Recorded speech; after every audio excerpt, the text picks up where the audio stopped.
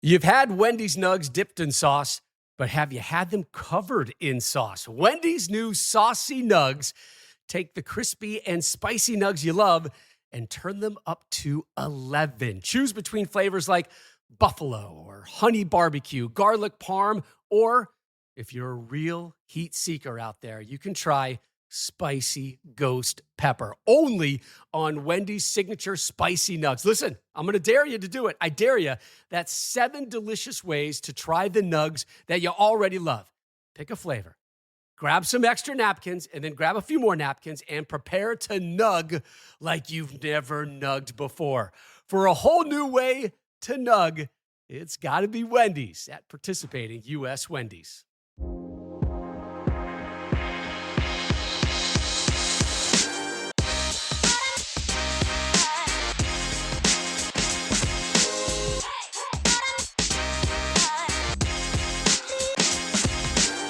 What up, Cal fans? We are back with a very special episode, Golden Tweets. Tweet. And we are, of course, a proud partner of Blue Wire Podcast Network. As is tradition, when we have a Golden Tweets episode, we require Rob to do the You've Got Mail impression of the week. Each week, we grade Rob on his impression, and we hold him to the high standard, which is the original You've Got Mail. And now that we can get YouTube links into our podcast, at the end of the year, what we're going to do, Rob, is we are going to have you battle with the original You've Got Mail guy. And that's how we will conclude our Golden Tweets season. But for now, you get another practice. Let's hear it. You've got mail. Ooh, I don't not know. as good. That wasn't as good. Cracked. Yeah. Your That wasn't voice as good. cracked in that one. That wasn't as good as weeks past. Definitely not as good as weeks past. Was that an AOL thing or a Yahoo Mail thing? That was AOL, right? AOL. AOL. Yeah. America Online. Rest in peace. R.I.P. All right. We have 15 Golden Tweets. Let's or do them. emails or messages or texts, whatever it shall be. No emails today. No emails. No I hope our emails friend in today. Australia is doing well. We I need hope he another is email. too. Yeah. Okay. Rapid fire. Let's go. Bring it on. Bring on All the right. heat. Here we go. Sid. First one. Of course, it's Sid. I have so many thoughts, but ultimately I just keep going back and forth between being upset and optimistic about the rest of the season. When looking at the strength of the Cal team and our schedule, do you think we can still make it to 8-5? Well, 8-5 would suggest that we go 7-5 and win a bowl, right? Or lose a bowl if we go 8-4 and lose the bowl. 8-4 and lose a bowl. Yeah. Yeah, those are both totally realistic options. Yeah. Yep. I do think these 8-5, 8-5 feels likely to me, and it'll piss a bunch of people off. But then again, it'll make a bunch of people feel good because hopefully we get the axe. We go to a bowl game. And What? It's sort of just like that. I don't know. Is there like a dessert that's always good but never great? You know, is it a dessert that like always hits like decently, like key lime pie. Like white I've never cake? had like a phenomenal key lime pie. Diana's gonna kill me for this one. I've had like every key lime pie I've had has tasted exactly like every other key lime pie. Kind of happy that I had it. It's a little bit sweet. It's a little bit tart. But I've never had a key lime pie that's like Blows your really socks off. been Yeah. exactly. I would never come and say, Rob, like I've had the best key lime pie. You gotta try this. Like true. that's never happened. It's true. Yeah. So this will be a key lime pie season. Okay. Sid, to answer your question. But what seems more probable? Is it 7-5 or 8-4 regular season wise? I think 7-5. I just can't. I don't know. 5-1 would be great to close the season. And I'm not trying to. I just don't know. This offense is. I feel like we can play with anyone and we can lose to anybody. And the odds, I think 4-2 finish. 7-5. I think a lot of people will look at that and it'll be a big, gigantic what if on this season.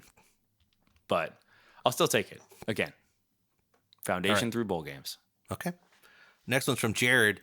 Who are the gentlemen that are not position coaches / coordinators that Wilcox confers with during games? It's not Gilbert. It's not the dude that wears green that helps the coaches QB.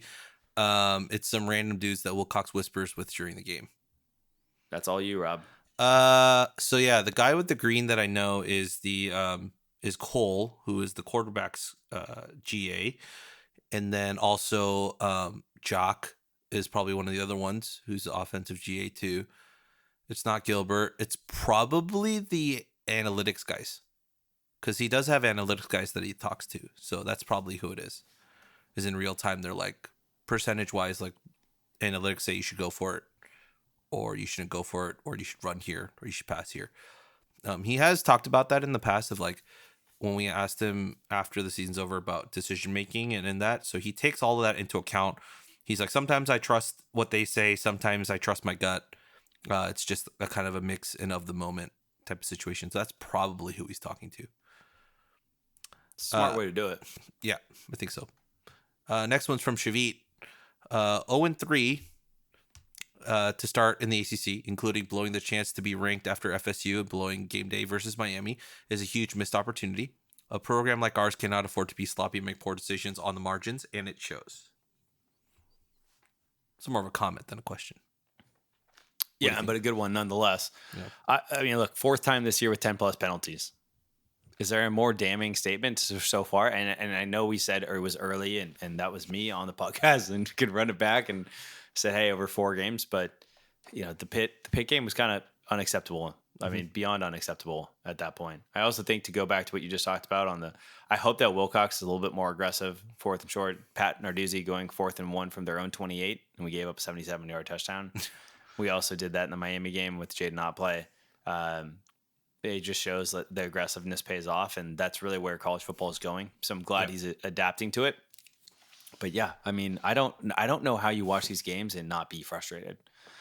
So it's I understand, and I also think that if your perspective is that, hey, like I totally see the angle that is the algorithm, the attention, game day.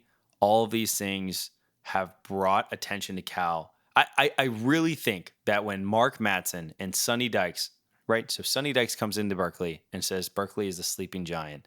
And then Mark Madsen came in and said the same thing. I don't think these coaches are out there like smoking ayahuasca or whatever and having an epiphany that Berkeley is this magical place. I think they just see it. And now the entire country has seen it because of the Miami game and because of game day.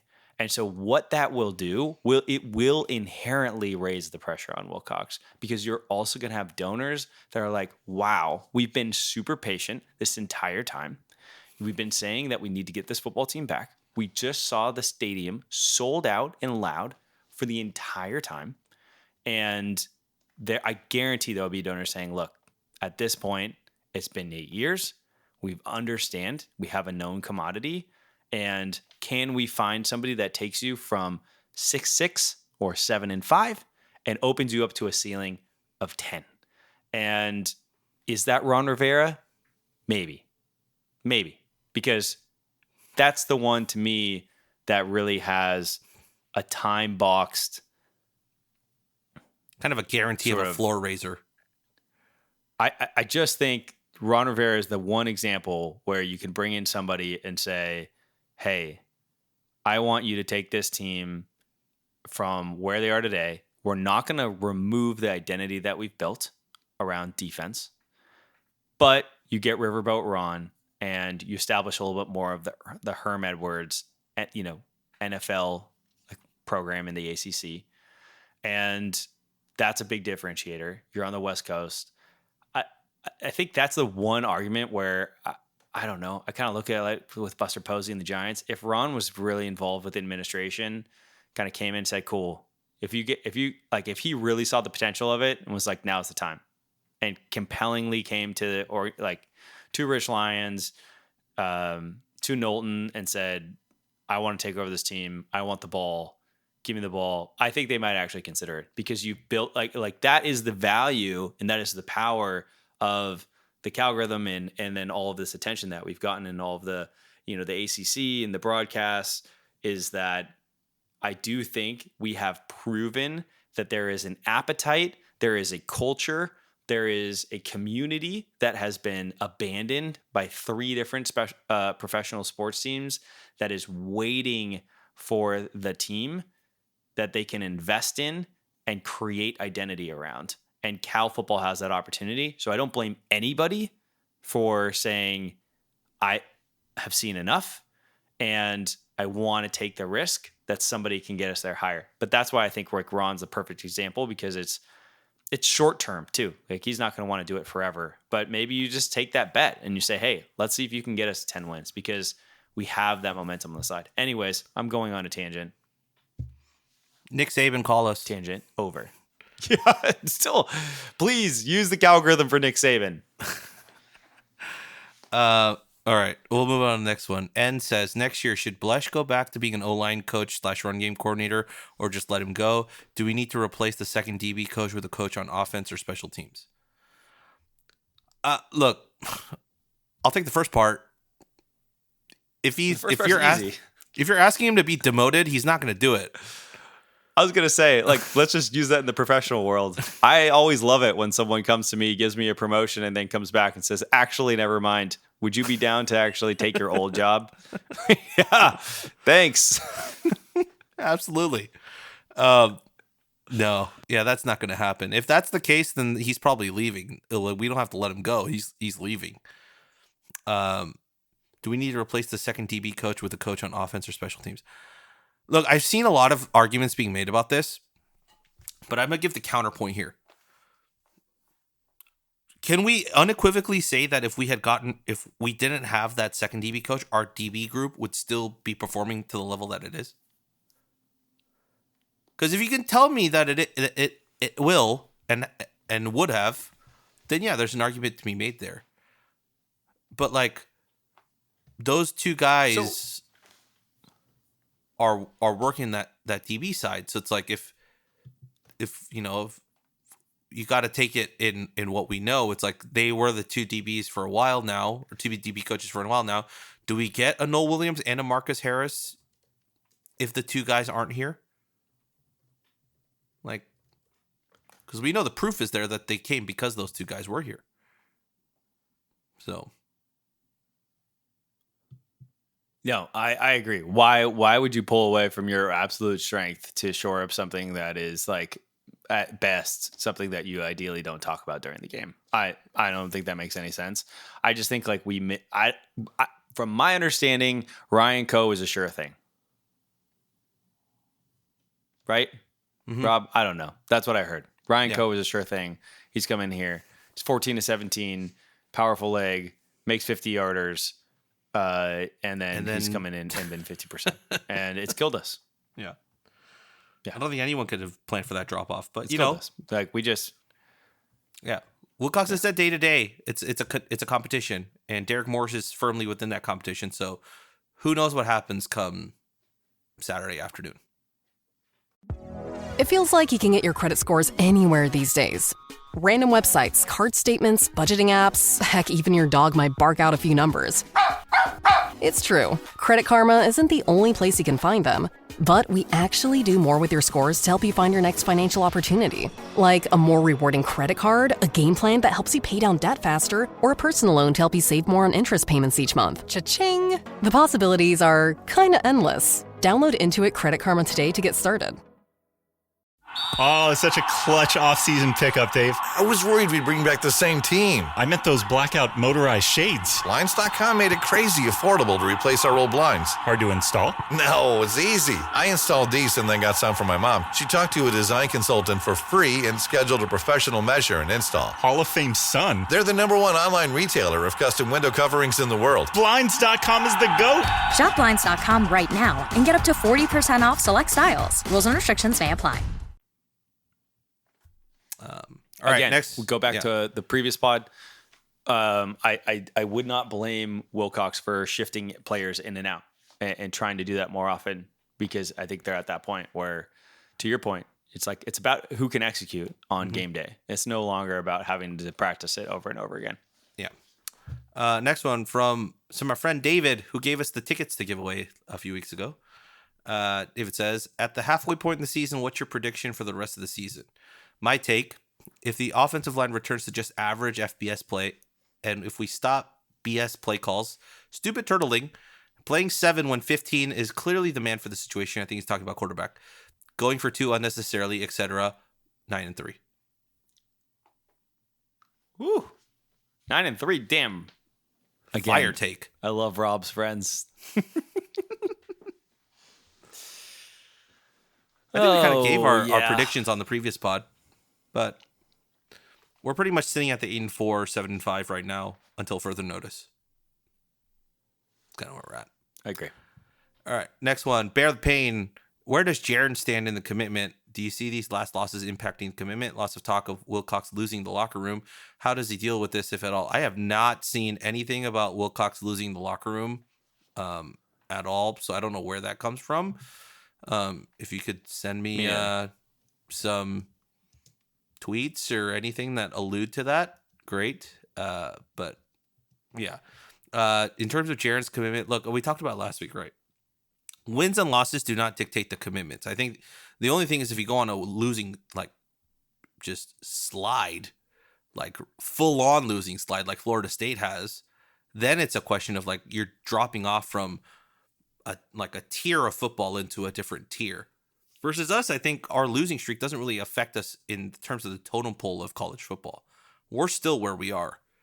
And so these guys are going to come in wanting the opportunity to play football at the level that we're playing at. And so I don't think it really has that much of effect. Look, but it does give me worry when Oregon offers him and someone asked him about, do you think the trip to Oregon could flip your commitment? And he goes, yeah, I think it absolutely could. That gives me worry, but that's more because of where Oregon is and what type of program Oregon is at this point, and less about like where we are and what our win-loss shows. I mean, of course. How could Oregon not flip anyone from the state of Hawaii? I mean, it is. Especially if you're a quarterback. Like the Mariota thing is very big. It's very big. It's a lot bigger than you would think. Like having the ties. So, Dylan Gabriel's there too. So, all right, next one, Callie Scotty, another tough one. Number 1, with the O-line struggles, does it make sense to play Chandler more, running QB with mobility unlike Nando? 2, Coe is struggling. I like him for kickoffs, but thoughts on Derek Morris for field goals? And 3, thoughts on Project Rudy. If it were to happen, does Cal survive? So, 1. Yes, Project Rudy. Project Rudy. Number 1, what do you think? Kind of. I think that's why we're playing him in spurts. I think that kind of alludes to it. It's just like, sorry, if we're going to play Chandler more. Yeah, it's like with the O-line struggling, does it make sense to play Chandler more? Yeah, I've had that thought, but I've always had that thought. You've had that thought. I feel like I fall in that trap. Yeah, just gotta play monster. Yeah. Play monster. Play McElwain. So let's not do that. Nope.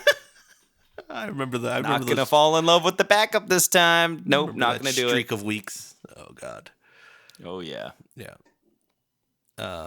Yeah. What about number 2? Thoughts on Derek Morris for field goals?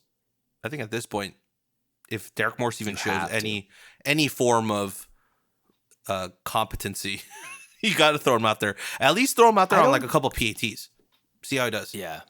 I don't think that. I just don't think that the field goal against Pitt was Coe's fault. He did it. How did you feel? I didn't think it was his fault. I think the high snap really messed him up. And I think the timing just sort of seemed like at that point he was trying to chip it. I mean, dude, the ball he hit didn't even come close to looking like any of the other field goals. It was so low. I mean, it clearly disrupted him. Yeah. I need to go back and rewatch it and just like, slow-mo like his contact on the ball, but like the moment it left his foot and you saw the trajectory of the ball, you're like, that's not going in. Like, it's not even close. And so it was just so badly kicked. But like, once again, I'll have to look back to see if it was like more of the snap. No, it was definitely more like, it was definitely the snap was really high. I think it threw off his rhythm. And then afterwards he was like motioning that like what he wasn't able to do because of it. Yeah, I mean, I thought that was really obvious to me when I was watching it, that he was quite disrupted. Just Yeah, and you can see the dejection all the on his things face. go wrong. One thing goes, Yeah. it's Yeah, I loved Xavier Carlton coming over to him in the game, bringing his head together, essentially Consoling him a like little bit. bringing him back. Because, yeah, I mean, he might have had another shot, right? Like the offense was going to get the ball back. We got the ball back. We weren't able to do it, but you got to bounce back fast. Short-term memory. Yep. Last one from Scotty was Project Rudy. What are your thoughts? Okay, so we don't have enough time to go through it all right now, but for those that don't know what Project Rudy is Project Rudy is this consolidation of a potential consolidation of all 4 major conferences. Am I getting that right? Yeah, So they're not basically all including the Power 4. Pac-12 because it's now gone. So all four major conferences, and then forming it into a distribution model Tiered. that is tiered and dependent upon performance, and then you also have relegation. So overall, I think this is the proposal as they are framing it as the one that saves everybody. I hope obviously that Washington State and Oregon State are included in that. I don't know that they are, but I think that it seems it's not the Super League, right? It's not the Super League that they try to pull off with the soccer, and it does seem like this is we are well within this. So I like this as an option. It's Trust the same. me. It's the same framework as like the Super League, except the teams that they're including is everyone versus the Super League, only including the top teams of every conference. Exactly. So, yeah, this might be the future, in all honesty, of college sports, that you kind of differentiate yourself between the NFL and you, while also maintaining some competitive parity on top of giving every team a chance to get back into it. Because, it's like they're basically telling all these schools, you're going to be in here, but because of relegation and promotion now, if you can find people to help you and fund your program with NIL and all that, you can potentially find yourself going back up those ranks. It's putting the onus back on the universities to invest and stay competitive. Yep. So, which I think is like fair. that. Yeah, I do think it's fair. The idea of relegation is terrifying, but I do think that has, and this idea that you would finally get rid of these stupid. It's really not us. Look, I like that we play Davis.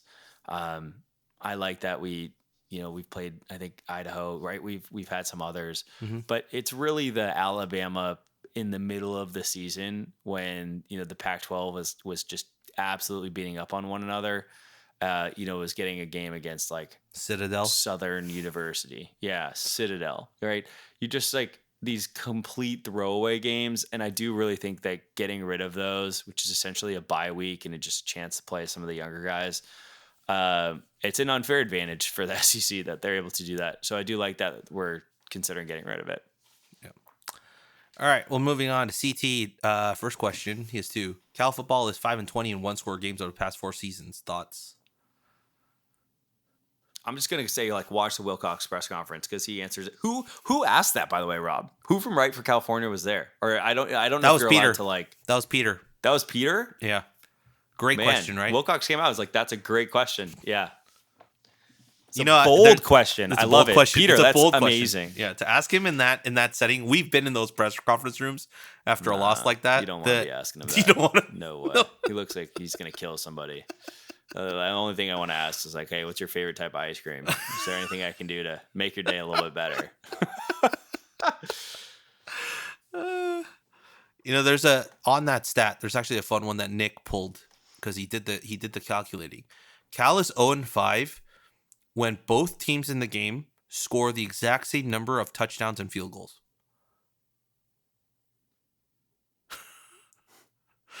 Wild.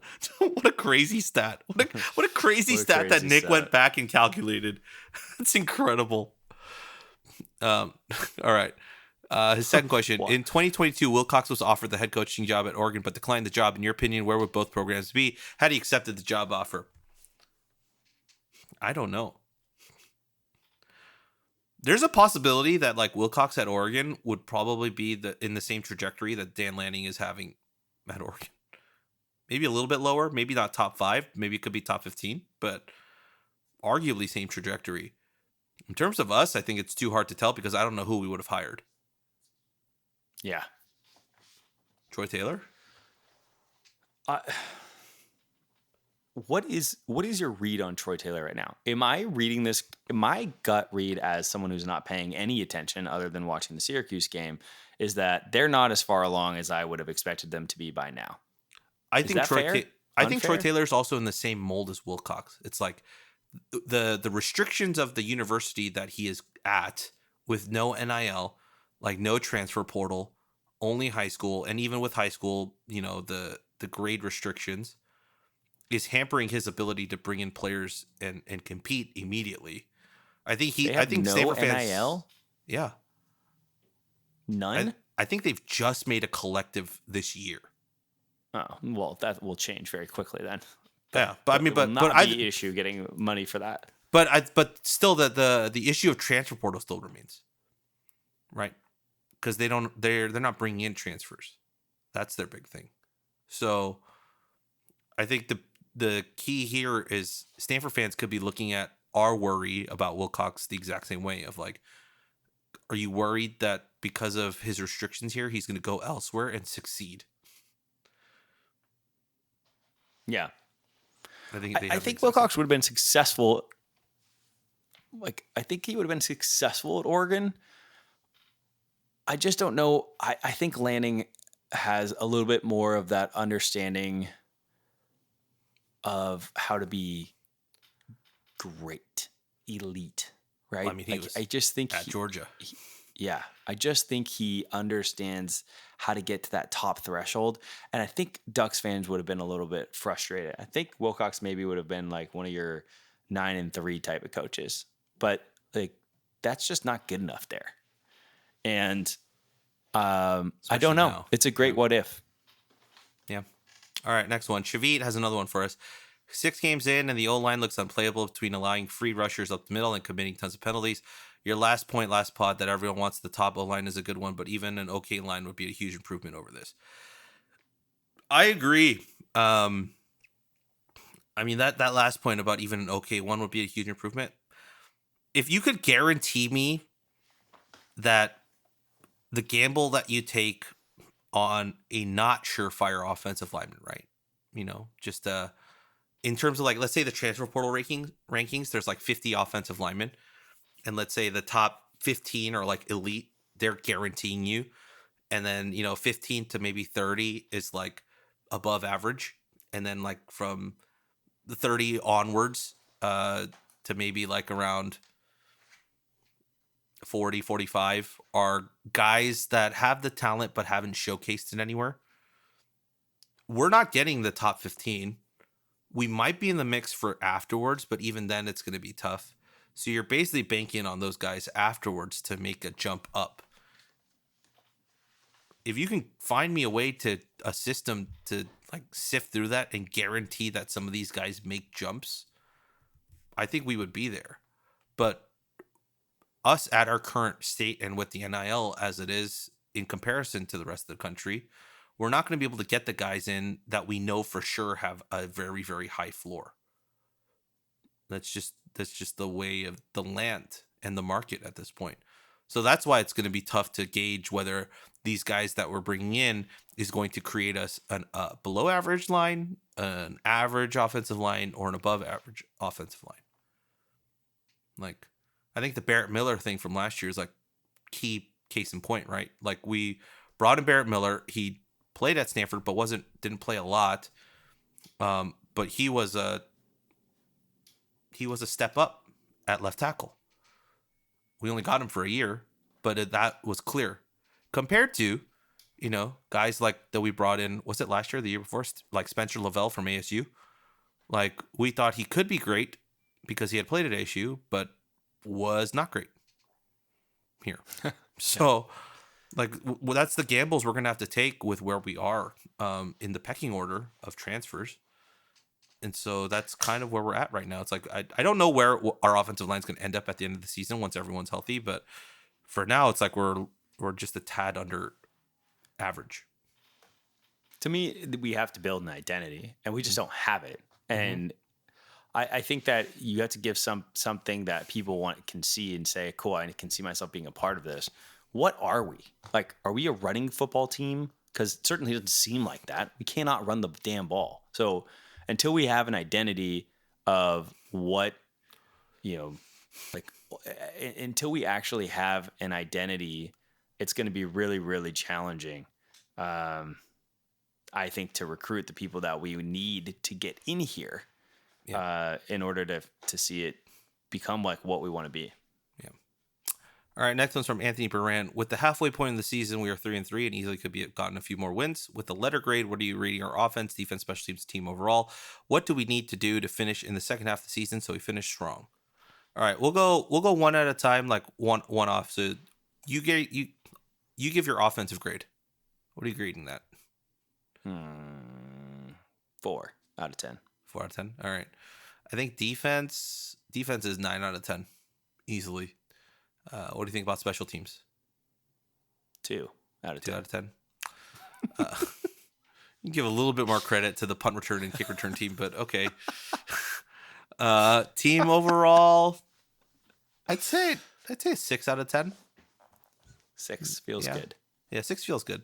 I think we're still 3-3. I think if we were 1-5 or like 2-4, you dip below 5, but we're still 50% win percentage. So, what do we need to do in the second half? 0-3 in conference really hurts. It does. Yeah. What do we need to do in the second half of the season so we finish strong? Run the ball. Get better on the offensive line in terms of execution. No procedural penalties. Anything else to add? Yeah. No. Just play clean football. Yeah. How about we just have 5 penalties instead of 10 plus? Yeah. The fact that we almost won, we only lost by 2 points despite over 100 yards of penalty yardage is ridiculous. All right. Next is from Swamp Hunter. You see the picture on the screen, Andy? That's great. Just says, shoot me $12.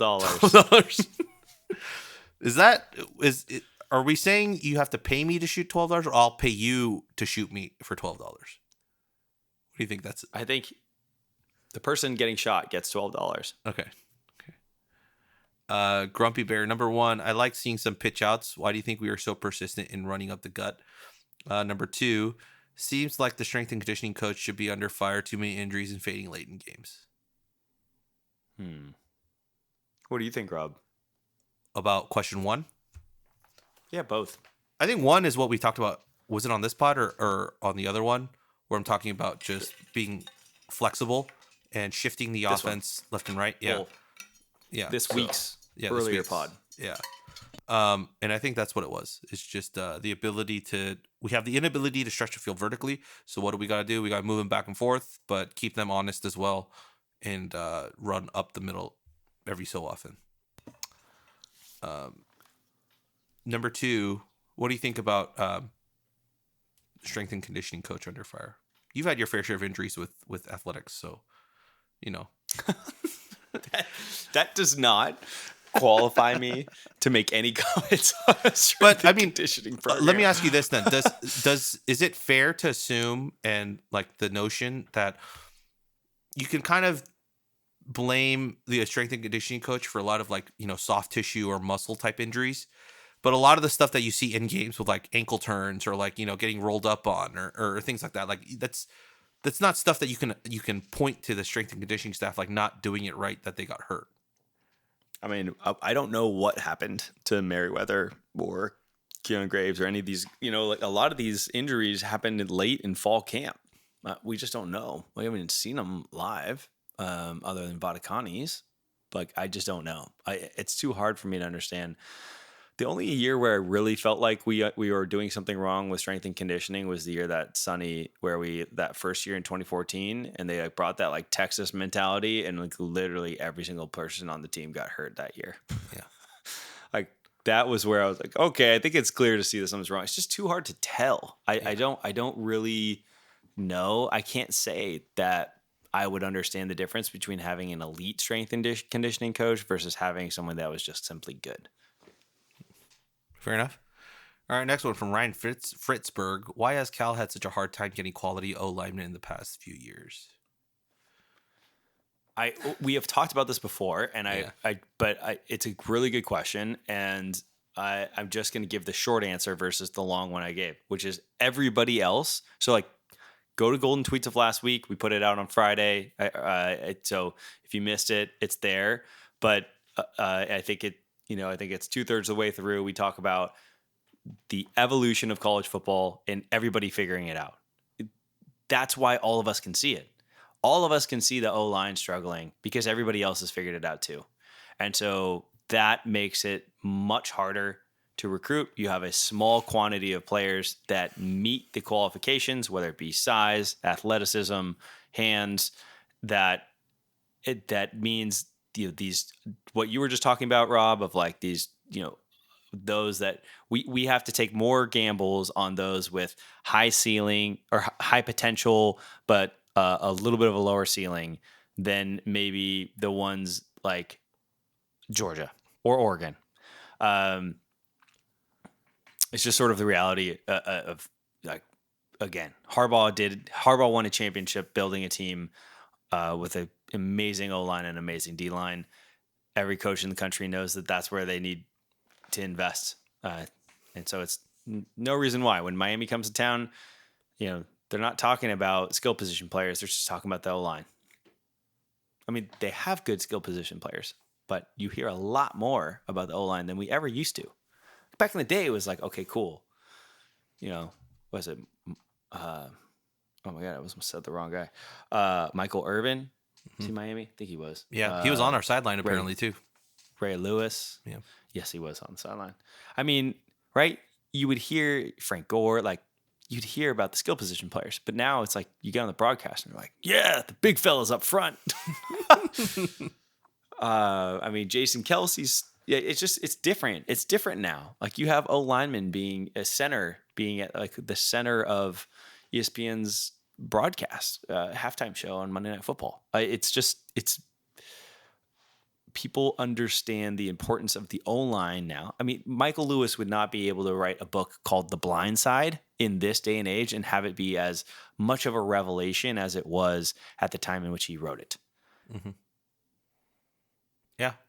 I mean, and in terms of just straight Cal, it's like, yeah, the NIL we talked about last week, we only have so much to go around, and we can't probably just pin it on one offensive line recruit.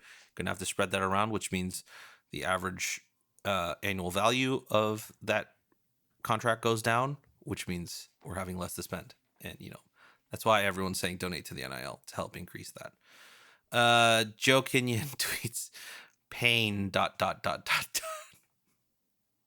Feel it. Yeah, I feel it. Go I camp. Go camping. And then our last golden tweet of the week, Driscoll McDoza says, can we get Ryan Coe some Vans? It sounds like we might be able to. Yeah, look, if anyone knows Daniel, we're trying to get in contact with him because we have a friend who works at Vans, and they're trying to get in contact with him, but it's just not happening. So if you have a ways of getting us in contact with